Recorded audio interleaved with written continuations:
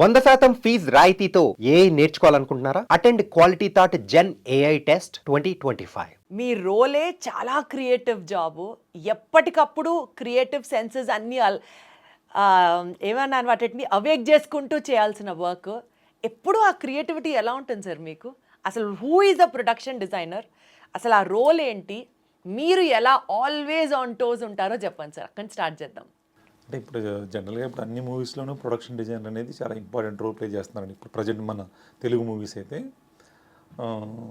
ఇదివరకు art direction అనేది ఉండేది. తర్వాత ఇప్పుడు ప్రొడక్షన్ డిజైన్ అనేది ప్రాపర్గా రిక్వైర్మెంట్ వచ్చిందనమాట. ఎందుకంటే మూవీ ఎక్స్పీరియన్స్, థియేటర్ ఎక్స్పీరియన్స్ ఎక్కువైంది, డీటెయిలింగ్ ఎక్కువ ఉంది. దీని గురించి ఈ ప్రొడక్షన్ డిజైన్ అనేది అంటే హాలీవుడ్లో ఉంటుందన్నమాట అండి.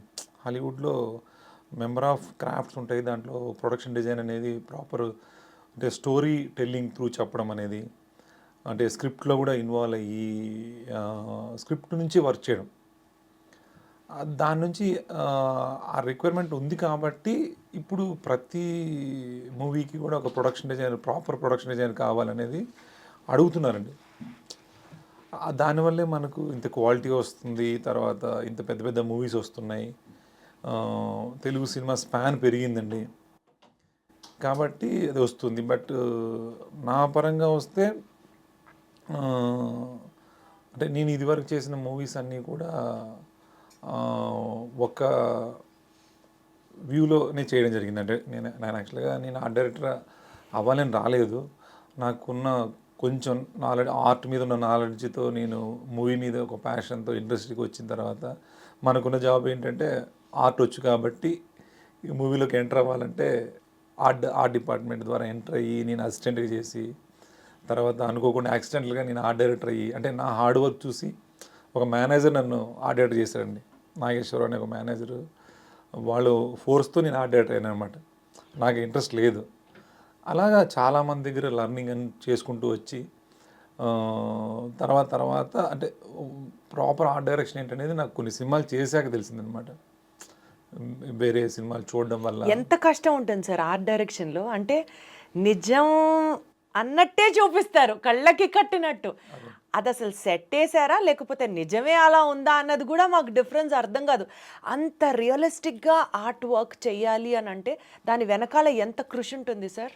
తప్పకుండా. అంటే మనకేంటంటే సినిమా మీద ఒక ప్యాషన్ ఉంటుంది కదండి. ఆ ప్యాషన్ ఉండడం వల్ల కష్టం ఉంటుంది, కానీ అది కష్టం అనిపించదు. ఎందుకంటే స్టెప్ బై స్టెప్ చేసుకుంటూ వచ్చాం కాబట్టి చూసేవాళ్ళకి చాలా కష్టంగా ఉంటుంది.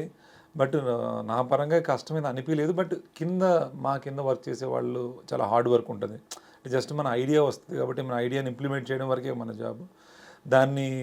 దాన్ని ప్రాపర్గా అది తీసుకురావాలంటే చాలామంది కార్పెంటర్స్ పనిచేయాలి, వర్కర్స్ పనిచేయాలి, వాళ్ళు చాలా హార్డ్ వర్క్ ఉంటుందండి.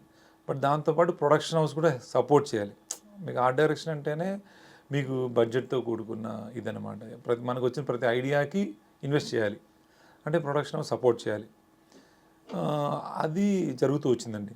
సార్ ఇప్పటి వరకు మీరు మోర్ దాన్ 2 డికేడ్స్ ఆర్ట్ ఫీల్డ్లో ఆర్ట్ డైరెక్టర్గా, ప్రొడక్షన్ డిజైనర్గా వర్క్ చేసిన మీకు, ఎన్నో అద్భుతమైన సెట్స్ చేసిన మీకు, చాలా ఛాలెంజింగ్గా ఈ సినిమాకి వర్క్ చేయడానికి తలప్రాణం పోయింది అని అనుకున్న సిచ్యువేషన్ ఏంటి సార్? అట్లేం లేదండి. అంటే మనకు జనరల్గా నేను ఇదివరకు కూడా చాలాసార్లు చెప్పానంటే, మనకి స్క్రిప్ట్ బాగా నచ్చింది అనుకోండి, ఆ స్క్రిప్ట్ని మనం ఓన్ చేసుకుంటే చాలా ఈజీగా ఉంటుందండి వర్క్. ఎక్కడైతే స్క్రిప్ట్ ప్రాపర్గా లేదో, డైరెక్టర్ రేంజ్ క్లారిటీ లేదో, ఆటోమేటిక్గా చాలా స్ట్రగుల్స్, చాలా ప్రాబ్లమ్స్ ఉంటాయి. అలాంటివి కూడా కొన్ని చేశాను, బట్ అవి కూడా వర్కౌట్ అవ్వలేదు, అంటే సక్సెస్ అవ్వలేదు. మెయిన్ అదే అండి రీజన్.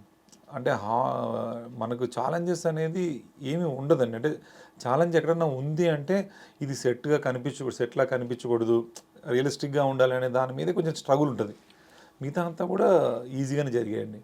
సో బేసికల్గా ఇప్పుడు మీరు చేసినటువంటి తండేల్ సినిమా గురించి, అక్కడ ఆర్ట్ వర్క్ గురించి మాట్లాడితే సార్, ప్రొడక్షన్ డిజైన్ గురించి మాట్లాడితే ఏం చెప్తారు సార్? ఆ సముద్రం అదంతా నిజం సముద్రమేనా లేకపోతే సెట్ చేసిన సముద్రమా? అసలు మాకు డిఫరెన్సే తెలియదు. అదేదండి. యాక్చువల్గా నాకు ఈ తండేల్ మూవీ నాకు అంటే విరూపాక్ష, హనుమాన్ ఇవన్నీ బాగా మంచి నేమ్ రావడం వల్ల నాకు ఈ సినిమా ఆపర్చునిటీ వచ్చిందండి.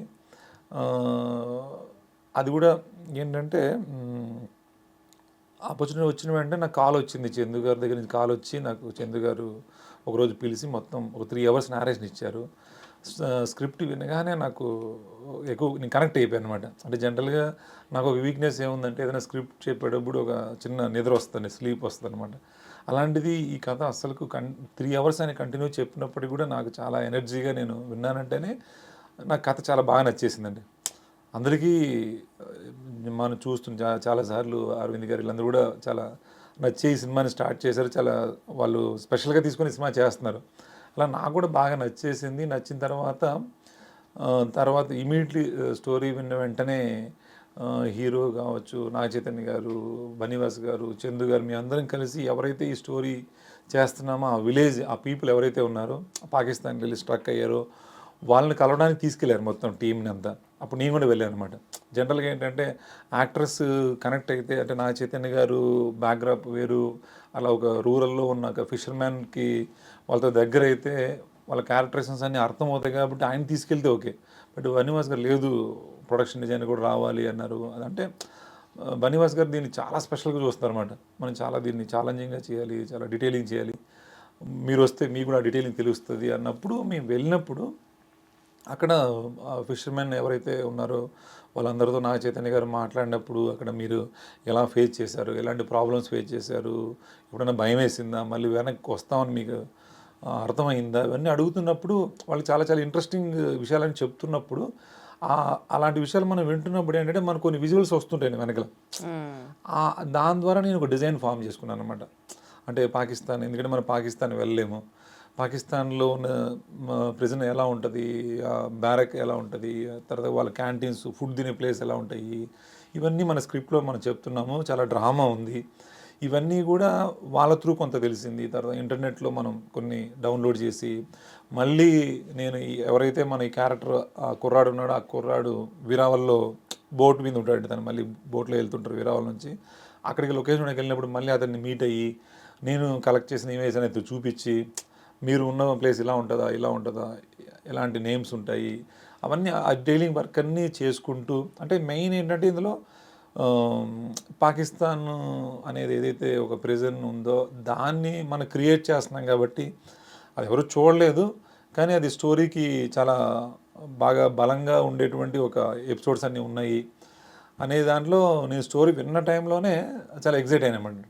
మీరు నిజంగా పాకిస్తాన్ వెళ్ళారా అండి? పాకిస్తాన్ వెళ్ళి అక్కడ ప్రిజన్ని చూసి వచ్చారా, లేదా అలాగే ఉంటుంది అని మీరు ఎలా సెట్ చేయగలిగారు ఈ తండేల్ సినిమాలో?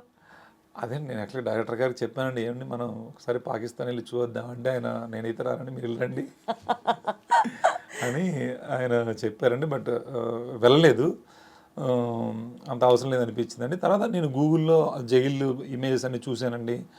దాన్ని నేను ఇమాజిన్ చేసుకుని, అంటే మనం యాక్చువల్గా ఏంటంటే ఉన్న ఒరిజినల్ జైల్లా కూడా వేస్తే కూడా మనకు ఉపయోగం ఉండదండి. ఎప్పుడైనా కూడా మీకు ఒక స్క్రిప్ట్ ఉందనుకో, స్క్రిప్ట్లో మనకి ఏం చెప్తున్నామో అది ఎలివేట్ అవ్వాలంటే ఒక్కోసారి ఒరిజినల్ లొకేషన్స్ అంత ఇది డ్రమటైజ్ ప్లే చేయవన్నమాట. అప్పుడు మనం అది ఆ డ్రమటైజ్ ప్లే చేయడానికి ఆ రగ్గడ్నెస్ రావడానికి కొంత మనం లిబర్టీ తీసుకొని స్క్రీన్ ఎక్స్పీరియన్స్ కోసం డిఫరెంట్ స్ట్రక్చర్స్ మనం యాడ్ చేసుకుంటూ వెళ్తామండి. అలాగా ఈ మూవీలో అంటే ఇది ఒక లవ్ స్టోరీ అండి, ప్రాపర్ లవ్ స్టోరీ అనమాట. ఈ లవ్ స్టోరీకి, ఎనీ లవ్ స్టోరీకి అది గొప్ప లవ్ స్టోరీ అవ్వాలంటే దానికి ప్రమాదపు అంచుల్లోనే ఉంటుందండి అది. ఇందులో మనకంటే పాకిస్తాన్ అనేది ఒక ప్రమాదపు అంచులాగా అనమాట. దాని మీద జరుగుతున్న లవ్ స్టోరీ కాబట్టి ఆ డ్రామాకి ఎక్కువ స్కోప్ ఉంటుంది.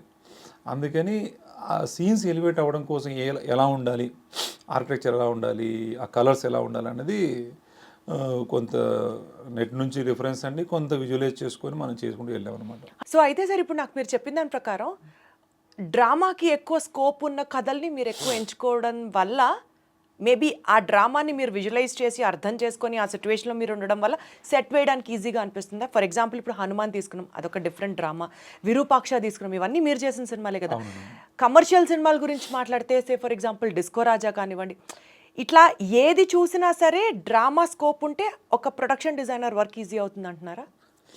అంటే అలా ఏం కాదండి, మనం ఎప్పుడు కూడా చేసిన మూవీ చేసినట్టు మళ్ళీ చేసిందే మళ్ళీ రిపీట్ అవ్వకోకుండా కొత్త జానర్ మూవీస్ అనేది మనకు రీసెర్చ్ చేయడానికి ఎక్కువ స్కోప్ ఉంటుందండి. ఒక రీసెర్చ్ చేస్తాం అనమాట. ఇప్పుడు ఈ సినిమాకి ఏంటంటే ఒక ఫిషర్మెన్ కమ్యూనిటీ, తర్వాత పాకిస్తాన్, అలాగే ఒక వాటర్ అంటే సీ మీద బోటు ఎలా ఉంటుంది, ఎలా సీ మీద బోట్ మీద వెళ్ళే వాళ్ళు ఎలాంటి స్ట్రగుల్స్ ఫేస్ చేస్తారు, వీటన్నిటిని మనకు కొత్త విషయాలు కాబట్టి దీని మీద ఒక రీసెర్చ్ చేస్తామండి. దాంట్లో మనకు కూడా ఒక ఇంట్రెస్ట్ ఉంటుంది. మళ్ళీ చేసింది చేయాలంటే ఏమవుతుందంటే తెలిసిందే కానీ కొంత మనం రిలాక్స్ అవుతాం అనమాట. అలాగే నేనేంటంటే ప్రతి సినిమా కొత్త జానర్ సినిమా చేయాలని ఇంట్రెస్ట్ చూపిస్తాను. అలాగే ఈ సినిమా నాకు ఆ కొత్త ఎక్స్పీరియన్స్ ఇచ్చే సినిమాగా అయిందండి. అంటే మీకు అదే చెప్పాను కదా, కథ వినగానే నేను ఎక్సైట్ అవ్వడానికి కారణం కూడా అదే అనమాట. దాంట్లో అంశాలు మనల్ని ఇది చేస్తాయండి. Got it sir.